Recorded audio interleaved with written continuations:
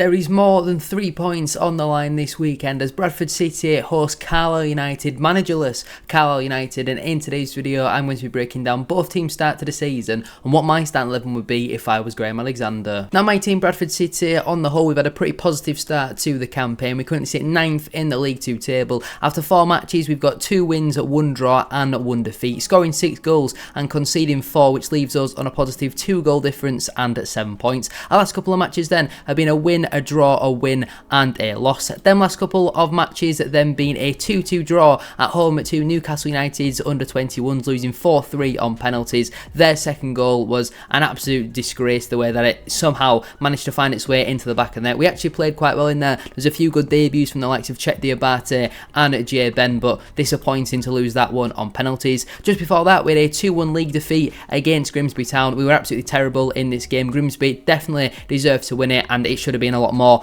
than 2-1. They should have had a penalty for me. They missed a big chance as well in the first half. We were lucky to come away from that game only losing by 1 goal, but I guess that says really about the quality of that Grimsby side. But we were absolutely terrible in that one and thoroughly deserved to lose. Just before that we had a 3-1 win at home to Bromley FC. Very comfortable. The early red card definitely did change the game. The only slight disappointment from this match is that we weren't able to keep the clean sheet, conceding quite a sloppy goal late on in that game, but great to see us finally put 3 past a team which we would normally struggle against at home. But again, the red card definitely did help. We also had a 0-0 draw at home to Salford City. We should have won this football match. We scored a legitimate goal. It's so frustrating. Even now, looking back on it, even once you would say the dust is all settled and all that sort of stuff, it's still so disappointing that the officials have missed that one, and unfortunately we have been robbed of an extra 2 points. And then just before that game we had a 1-1 draw away at Grimsby Town, losing 9-8 on penalties. We were much the better team in the game, definitely deserved to win. We had 3 times more shots on target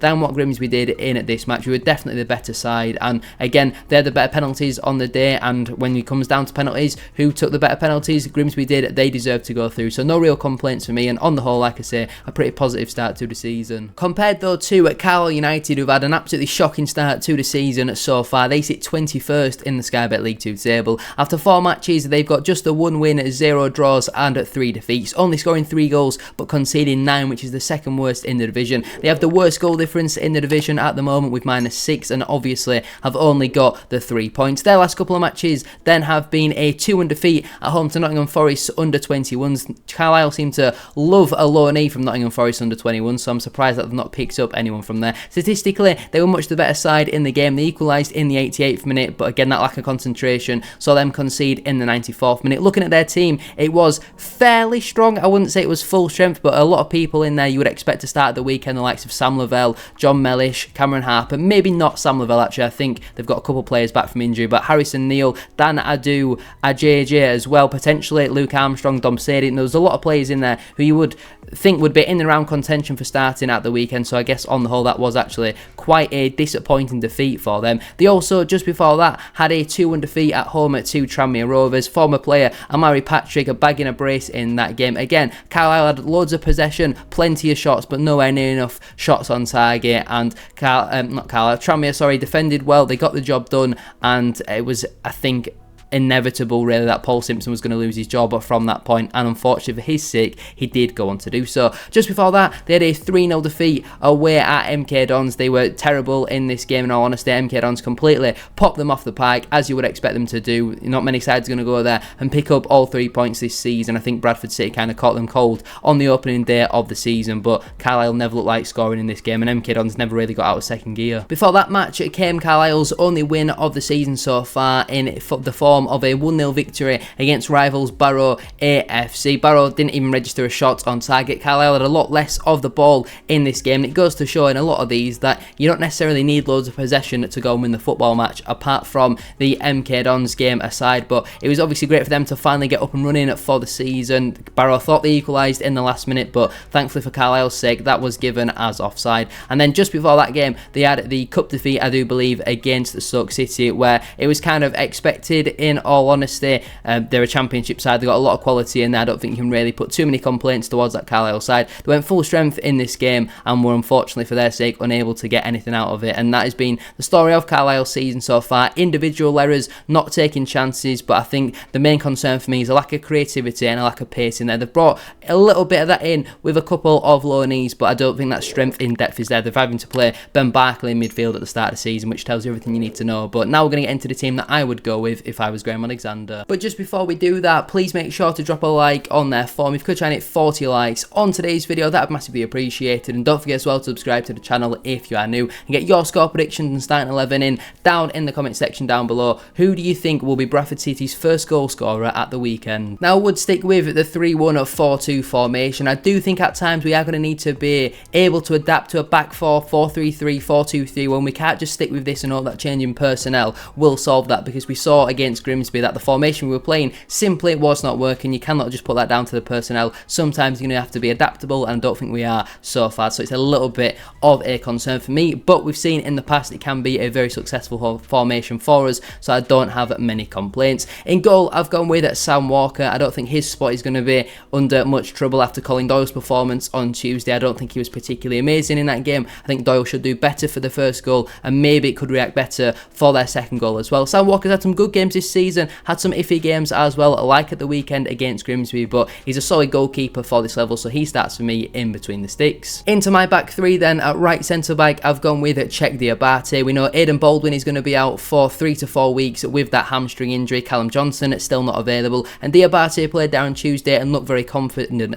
and competent. That's what I meant to say. I don't know why I say confident. He looked confident and competent, but Diabate for me had a really good debut. We signed him to play in the middle, but obviously due to us having no Baldwin and Johnson available for this game, I cannot watch another game of Neil Byrne attempt to try and play right centre back. So let's see Diabate start on the right side. In the middle, I've gone with Kieran Kelly. Whether I say I don't want Neil Byrne to start on the right side, I also don't really want him to start in the middle. I think Byrne and Kelly were both as bad as each other at the weekend, but I have a little bit more confidence. There's a bit more kind of credit in the bank with Kieran Kelly than there is for Neil Byrne, so I'd personally go Kieran Kelly. I think he'll be able to deal with Charlie White's physicality. I'm not so sure Neil Byrne will be able to do that, and for me personally, Kelly should start in the middle. And at left centre back, I've gone with Jack Shepherd. Again, against Grimsby, when he comes on after 10 minutes, I thought he was quite poor in that game on Tuesday. Looks a little bit more solid and a little bit more composed in that one, and I feel like he'll be able to handle the pressure of this match, and for me personally, he should start at left centre back. A back three you've probably not played with each other much so far this season, but they're really going to start building them connections and stuff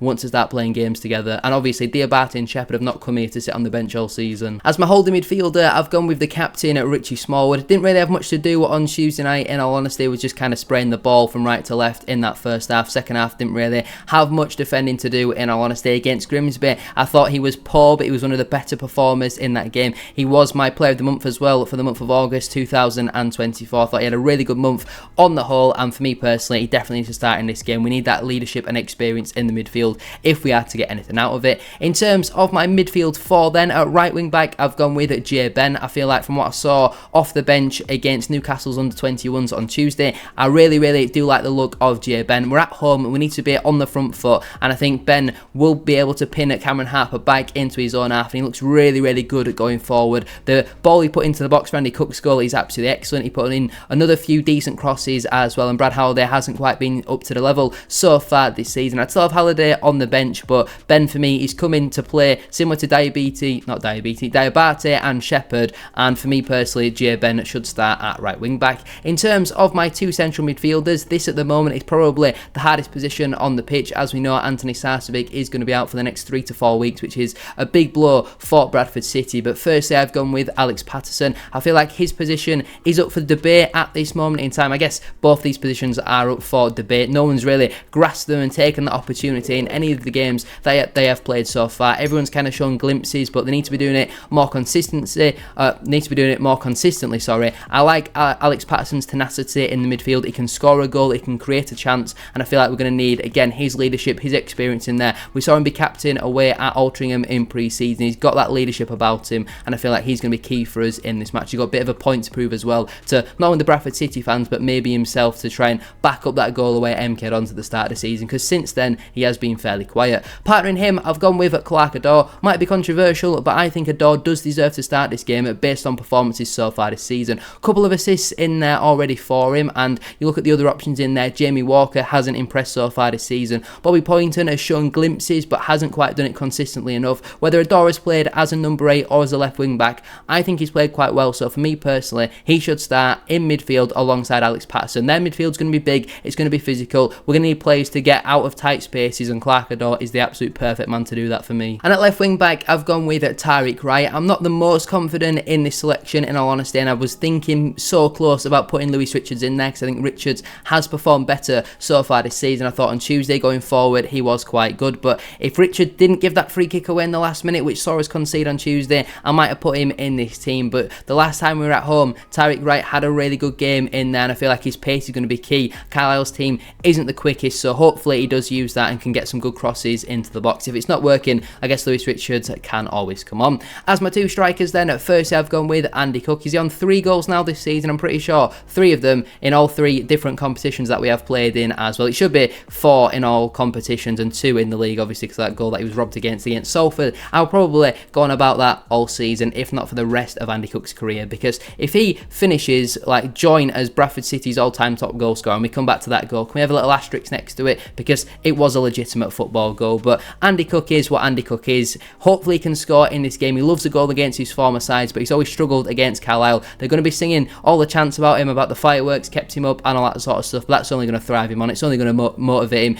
even more. He loves thriving off of the abuse, and I feel like for me personally, he absolutely has to start in this game. And partnering him, I've gone with Ollie Sanderson, arguably the first name on the team sheet for me. Callum Kavanagh can be absolutely nowhere near the starting 11, whether his knock is genuine or not. Kavanagh has been woeful so far this campaign, and on Saturday it was the epitome of that. He was terrible, so bad. He was worse than Darragh Costello, worse than Austin Samuels. It was awful, and Ollie Sanderson has been really, really good in the minutes that we've seen of him so far. 2 goals in 2 games for him now as well, 2 very different types of goals as well. The first one is a true striker's instinctive finish, and a second one is a great strike from just inside the penalty area. And I feel like, again, his height, his physicality is going to be needed against that Carlisle back 5. So for me personally, I'd love to see Cook and Sanderson together to see what they're both about. On the bench then for me, that'd leave Colin Doyle, Brad Halliday, Lewis Richards, Bobby Poynton, Jamie Walker, Tyler Smith and Verden Oliver. The players currently unavailable are Callum Johnson, Aidan Baldwin and Anthony Sarcevic, and the players who miss out then through selection would be Zach Cady, Neil Byrne, Gabriel Wadsworth, Joe Adams, Harry Ibbotson and Callum Kavanagh. But there we go then. Let me know down in the comment section down below, what is your score prediction for this match, and do you agree with my starting 11? Fingers crossed we can get the job done. We've got to be putting every set piece right on top of Harry Lewis, because he's going to absolutely flap it. We've got to go big, we've got to go physical in there to try and match this Carlisle side, but they're going to be low on confidence.